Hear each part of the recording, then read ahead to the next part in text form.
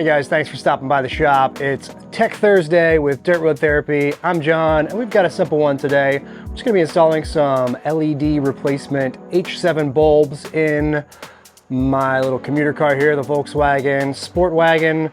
I've been curious about these bulbs for a while, and if you have been too, we're gonna try them out. Stay tuned.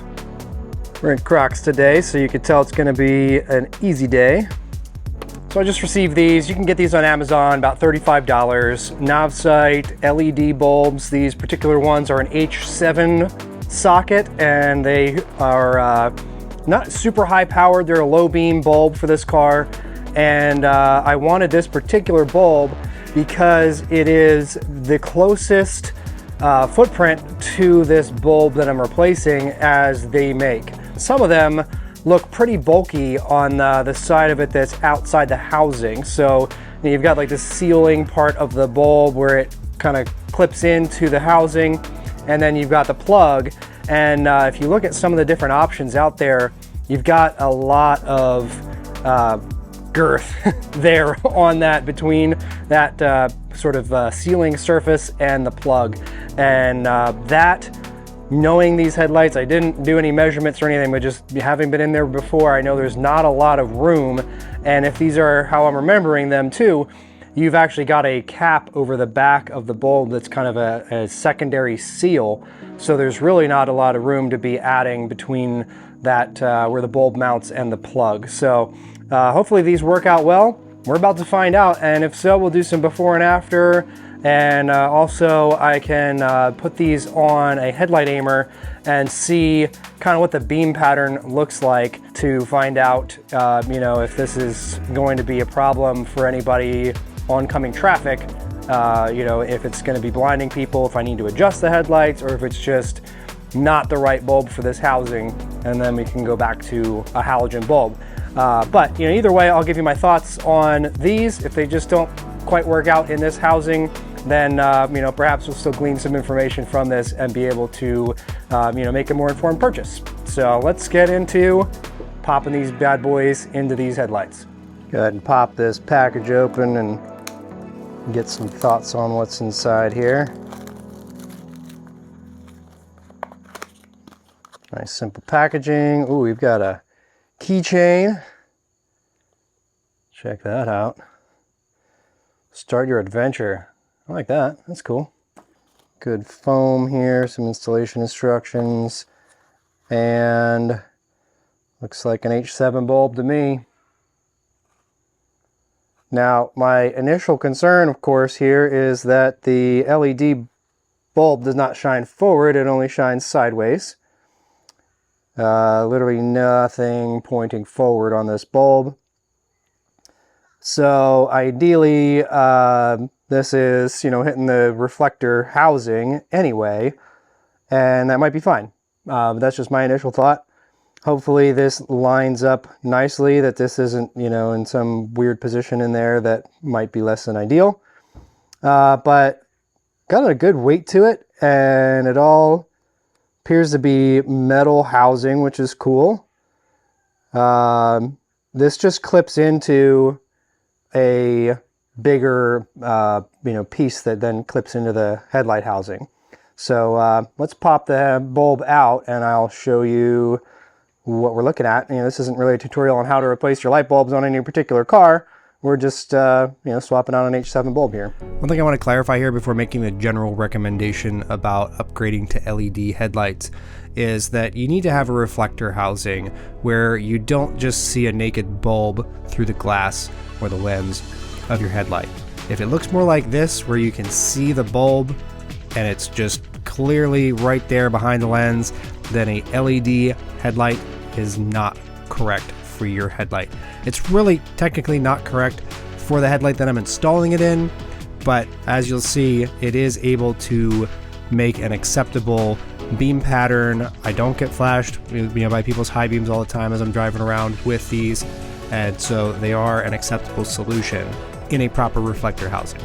It's gonna be a little hard to see on camera here, just because I don't have a great way to position a camera where you can see it well, but we've got this little boot cover that goes on the back of the headlight, and then the low beam is right in here, and it's just a little twist to get this whole thing out, and that brings the bulb and the plug essentially out with it. So as you turn this in there, these contacts connect and bring power to the bulb.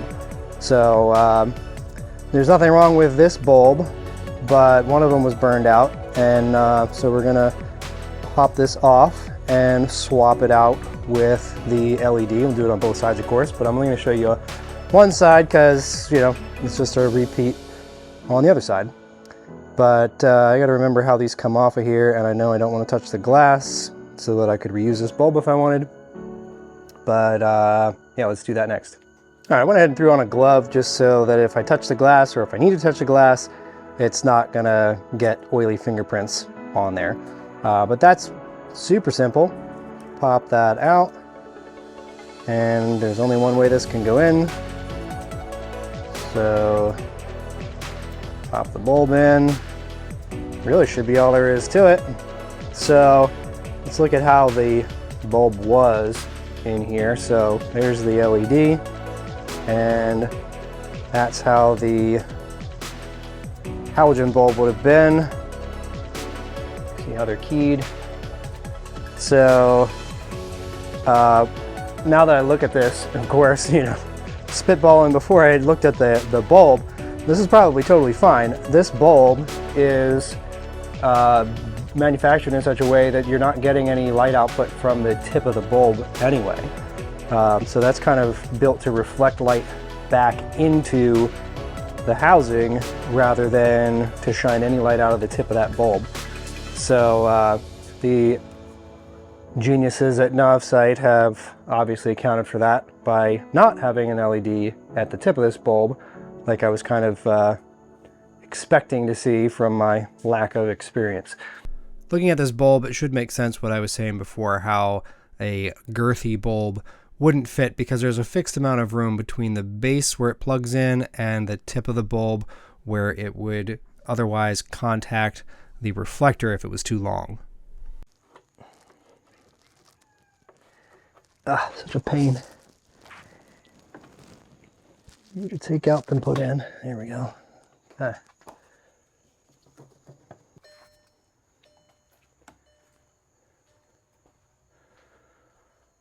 All right, there we go. Quite bright and very blue.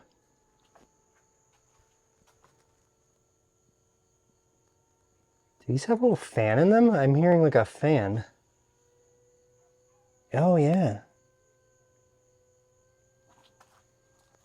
If you can hear that on camera, I'll put the microphone closer to it, but the whole base of this bulb down in here is a little fan. So that's interesting. Cooling the whole circuit board, I would imagine. The only downside I can see to that is that a fan is probably much more likely to fail before that bulb itself. So you might get, 50,000 hours or whatever they claim out of a bulb, but the fan, who knows? Anybody's guess how long that's going to last. And then, of course, circuit board's going to fry if that's not getting enough air. I'm also curious in what I would hope is a pretty well sealed housing if that's going to get enough airflow. So long term, I guess to be determined. Here, so you can hear this.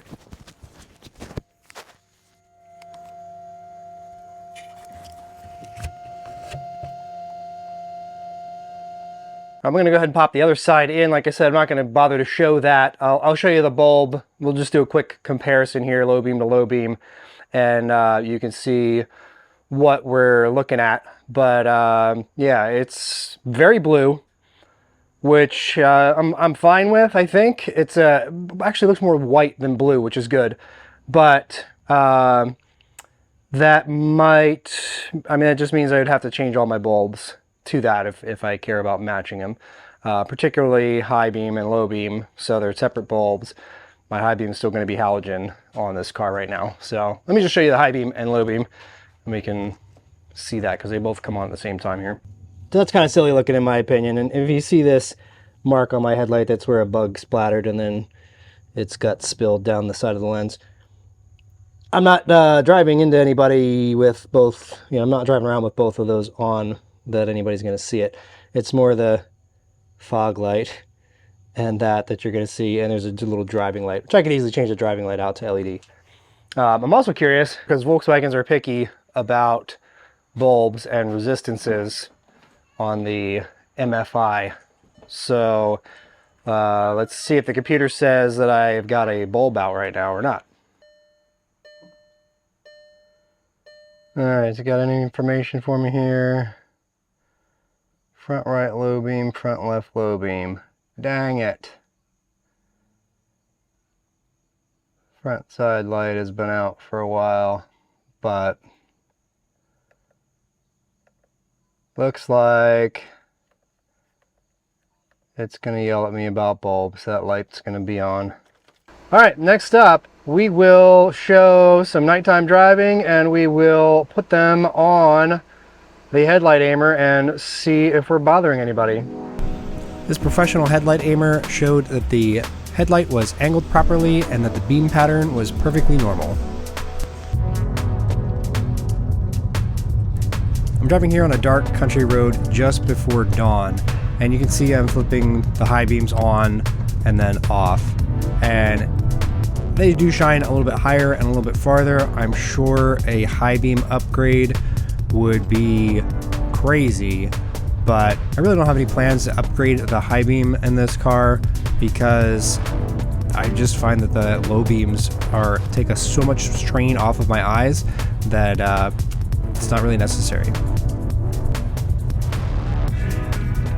So Novsite did send me these little intelligent decoders, which are to make the notification on my dashboard go away.